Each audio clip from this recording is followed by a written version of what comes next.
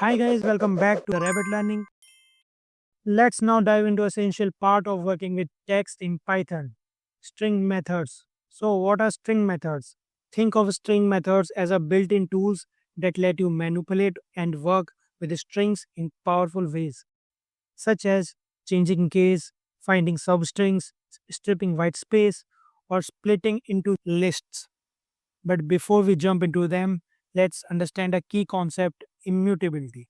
So, what is immutability? In Python, strings are immutable. This means once a string is created, it cannot be changed in memory. I'll give you the example. Let's create a new Python file called stringmethods.py and trying something out. Name equals to double quotes Govind. If you try to change the first character of Govind, name on index 0 equals to R. Try to change the first character. Will this work? No. Even though this code doesn't raise a syntax error, Python will throw a runtime error. Type error: string object does not support item assignment. This means the string stored in memory can't be altered directly. You can create a new one based on it. Now I'll tell you how to check the length of the string. Write a equals to len name. So what is len? Len is an inbuilt function in Python used to calculate the length of the characters in the strings. So how can you use it? Like print a. And also now explore common string methods and how they behave due to immutability. Let's change the string to hello world and change name to make it simple. Take s. And also we can explore some common string methods like dot upper. So now you can see if we use dot upper string method, notice how s dot upper returns a new string but the original s remains unchanged. That's immutability in action. So now you can try some other string methods like dot lower, dot capitalize and dot tighten as well. Everything is written in the handbook. You can try and check it out for yourself. Now let's look at the methods that clean up unwanted spaces.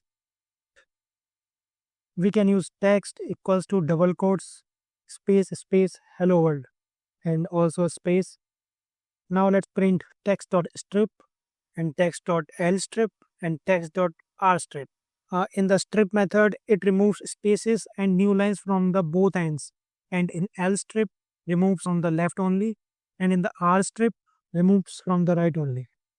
And now let's try some interesting string methods like finding and replacing text.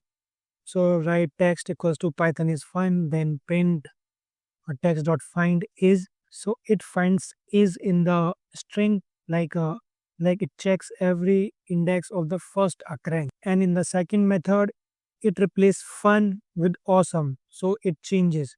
Now you can see the output. Python is awesome. Fun is replaced by awesome. Now try splitting and joining strings. Let's say we have a string equals to text, apple, banana, and orange. And now you can use split method and join method as well. If you use text.split, the comma is replaced. Basically, split method turns a string into a list and join method does the reverse. You can also try boolean string methods. These return true or false based on the string content, like text equals to Python 123. And if you use text.isAlpha, it returns false. It means text.isAlpha contains only alphabets, not numbers, but it contains numbers as well, so the output is false.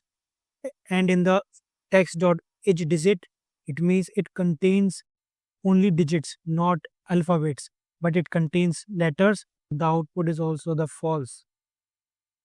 And now our text.isElnum, it means it contains only letters and digits, not anything else. And text.isSpace, it means it contains space. So it does not contain space, the output is false.